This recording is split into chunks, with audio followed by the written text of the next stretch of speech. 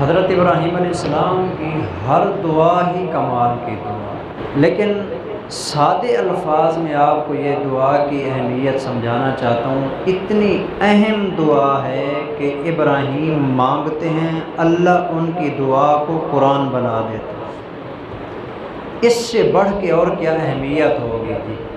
اب یہ قرآن کی آیت بھی ہوگی اور ساتھ ابراہیم علیہ السلام کی دعا بھی ہے۔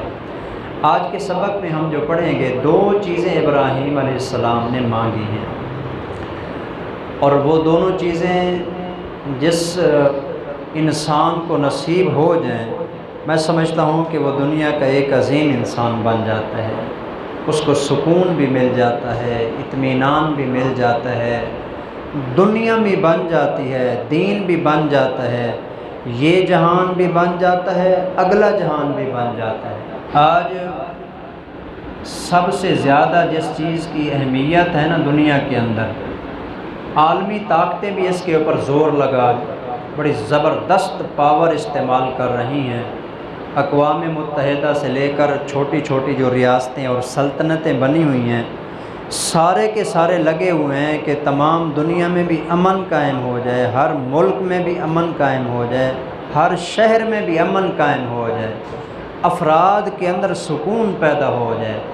آج جو ہم دعا پڑھیں گے، ابراہیم علیہ السلام نے سب سے پہلے اللہ سے یہی دعا مانگی، امن اور سکون کو حاصل کرنے کی دعا۔ اور یہ تو آپ جانتے ہیں کہ ابراہیم علیہ السلام کی دعائیں ہوں یا اس کے علاوہ باقی جتنی بھی قرآن مجید کی دعائیں ہیں، یہ ساری کی ساری جو ہے نا ربنا یا اللہم سے شروع ہوتی ہیں، ڈائریکٹ اللہ سے مانگنا ہے۔ دو حصے ہیں جی دعا کے، لیکن ہے مختصر۔ پہلا حصہ یہ ہے، رب اجعل ھذا البلد آمنا، اے میرے پروردگار اس شہر کو امن والا بنا دے۔ یہاں ایک دعا کرتے جائیں جی، یہ تو حضرت ابراہیم علیہ السلام نے دعا مانگی ہے مکہ مکرمہ کے لیے جی، یا اللہ اس شہر کو امن والا بنا دے۔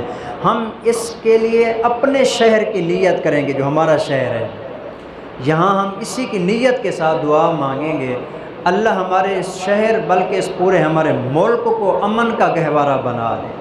ایک دعا، اصل دعا جو میں نے آج آپ کے سامنے ذکر کرنی تھی وہ یہ والی دعا ہے جی، جو اولاد کے حوالے سے چل رہی ہے جی، وَجْنُبْنِي وَبَنِيَّ أَن نَعْبُدَ الْأَصْنَامَ، اے میرے پروردگار اس شہر کو امن والا بنا دے، وَجْنُبْنِي وَبَنِيَّ، مجھے بھی اور میری اولاد کو بھی بتوں کی عبادت سے بچا کے رکھنا ہے۔ شرک سے بچنے کی ابراہیم علیہ السلام نے دعا مانگی ہے، صرف اپنے لیے نہیں ہے، یا اللہ مجھے شرک سے بچا، بلکہ اولاد کو شامل کیا، اولاد کو جی۔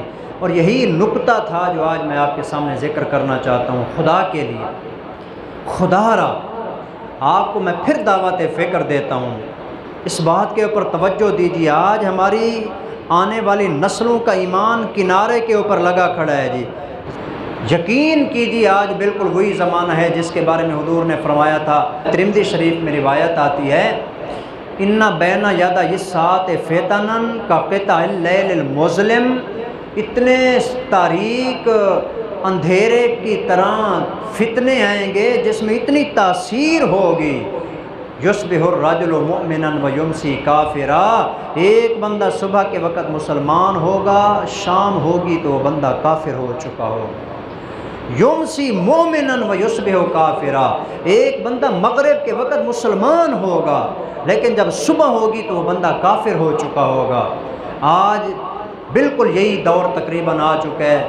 باقی اگر آپ کہیں کہ ہم تو مسلمان ہیں، ہمارے بچے بھی مسلمان ہیں، کوئی پتہ نہیں ہے میرے بھائیو، خدا کے لیے اس بات کو سنجیدگی کے ساتھ پھر کہتا ہوں لیں، کوئی پتہ نہیں ہے۔ حضور نے فرمایا کہ ایک بندہ ساری زندگی مسلمان بن کے رہتا ہے، آخری وقت جب آتا ہے نا اس کے اوپر ایسا لفظ اس کے منہ سے ادا ہوتا ہے کہ جس کی وجہ سے ایمان سے خارج ہو کر کافر ہو کے مرتا ہے۔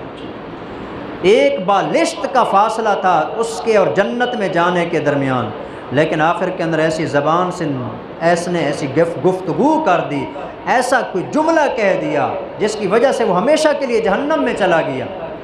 تو اس لیے خاتمے کے اوپر دار و مدار ہے کہ پتہ نہیں خاتمہ کیسا ہوگا۔ اس اچھے خاتمے کے لیے اس دعا کو اپنے ورد کے اندر رکھنا ضروری ہے۔